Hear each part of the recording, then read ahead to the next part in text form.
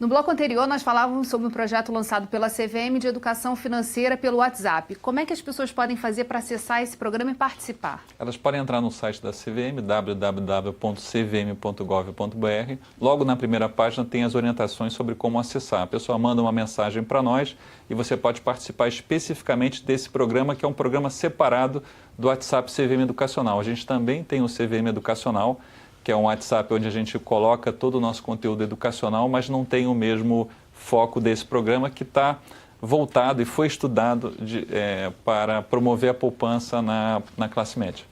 Um dos grandes desafios de qualquer projeto desse de ser aplicado, na verdade, é convencer, né, a alta administração da importância de testar e testar num grupo pequeno, quer dizer, trabalhar um pouco mais a paciência, né, de ver um projeto que pode ter um impacto importante na população dentro do tempo que é o tempo de governo.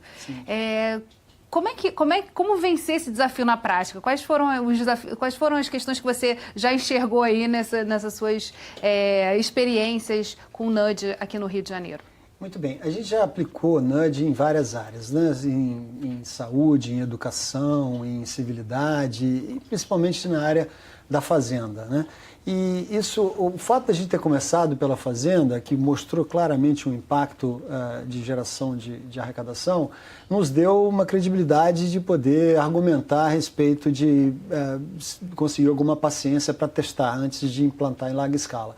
Mas nem sempre a gente consegue. Por isso que a gente fala de ciência comportamental aplicada e NUD é um capítulo disso, né? Então, ciência comportamental aplicada, assim, é fato que por eu ter tido muitas experiências e minha equipe ter tido muitas experiências no setor, a gente criou talvez algum conhecimento de heurísticas. Heurísticas são os tais atalhos mentais, aqueles empurrãozinhos que dão mais certo, e às vezes o gestor público não tem tempo para testar. Eu preciso lançar agora, como você pode me ajudar? E nesses casos a gente sempre tenta ainda conseguir pelo menos um grupo de controle, um percentual de pessoas que não recebem aquele tratamento, para a gente avaliar a efetividade. Mas nem sempre isso é possível, tá? E às vezes o impedimento é até uma questão ética, porque, por exemplo, você vê um exemplo que a gente tem lá na Prefeitura do Rio de Janeiro, que é um projeto para melhorar ou para aumentar a aderência no tratamento de tuberculose, né? O Rio de Janeiro tem um problema de tuberculose, nós sabemos disso, e acontece que o tratamento é muito penoso, são 6 meses, a pessoa tem que tomar 4 pílulas bem grandes, assim,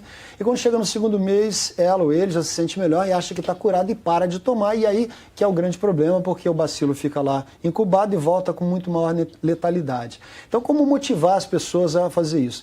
É sempre difícil, porque as pessoas vão se reportando, o diagnóstico da tuberculose vai acontecendo ao longo do tempo, mas aí não dá para você dizer, não, esse grupo aqui eu não vou fazer nada, e esse grupo aqui eu vou fazer um tratamento. Fica meio difícil. Então, às vezes é um desafio muito grande você medir esse impacto. Então, você tem que se valer das ferramentas de estatística, de rigor estatístico bastante sofisticados às vezes, né?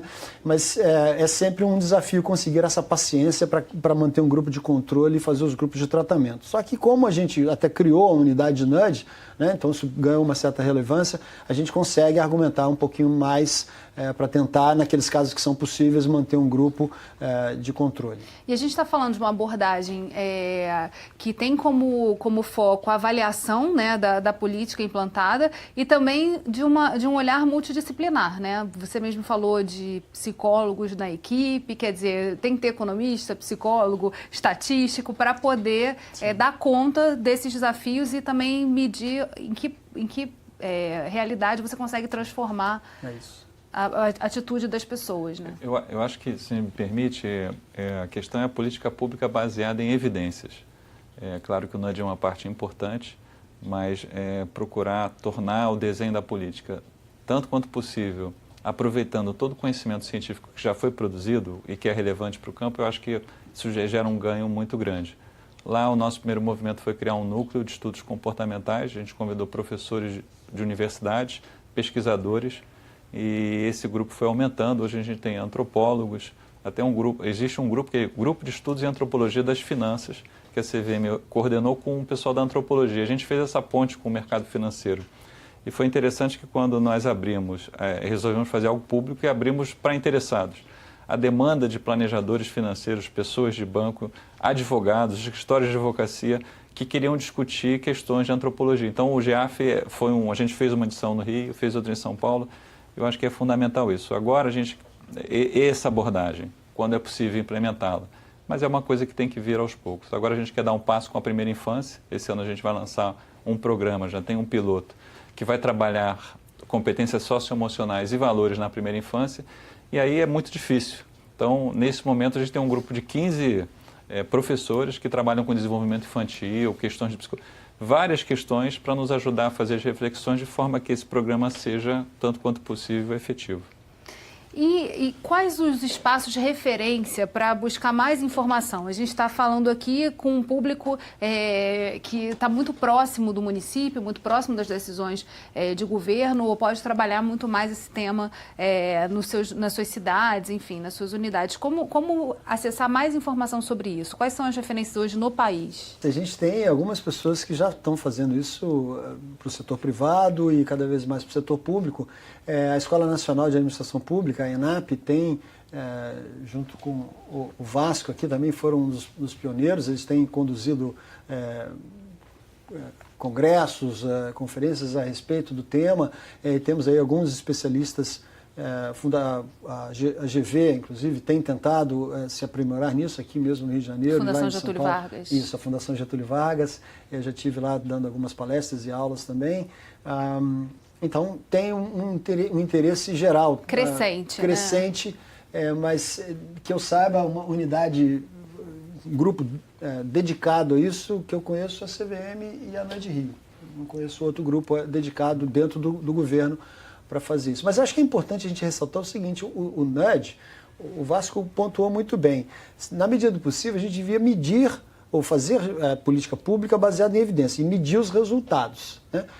E política pública vai muito além do NUD, porque política pública passa por uma série de elementos que não tem a ver com comportamento. O NUD é quando você quer fazer uma pequena mudança de comportamento, fazer com que as pessoas adotem hábitos mais saudáveis, né? Pensem no longo prazo, busquem, sei lá, envolver-se na educação dos seus filhos. Ou deem continuidade, por exemplo, como você deu exemplo, a um tratamento que é necessário. Exato. Ou adotem comportamentos de maior civilidade. A gente acabou de fazer um que a gente vai publicar agora, um teste ali na Tijuca, no cruzamento da São Francisco Xavier, de como motivar as pessoas a cruzarem pela faixa, né, e não saírem da faixa. Então, pequenas mudanças no contexto. E essas mudanças do contexto, eu acho que é importante dizer, que você pode mudar o desenho, como, por exemplo, você pode fazer uma pintura tridimensional, colocar marcações na estrada para você diminuir a velocidade numa curva, ou você pode fazer uma comunicação, né, uma mensagem via SMS, via e-mail, via WhatsApp, como o Vasco mencionou, ou mesmo via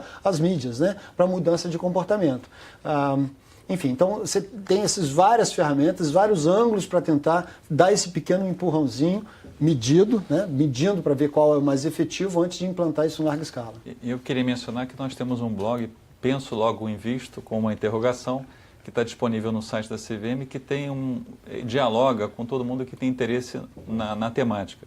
E a gente tem algumas publicações também aí voltadas para o investidor, para o cidadão, que explicam insights comportamentais em várias áreas do consumidor, daquele que está endividado. Esse material está disponível no site investidor.gov.br, que é o site de educação financeira da CVM. Bem, infelizmente nosso programa chegou ao fim. Obrigada, Mulão, obrigada, Vasco, e obrigada a você, telespectador, que acompanha a nossa programação.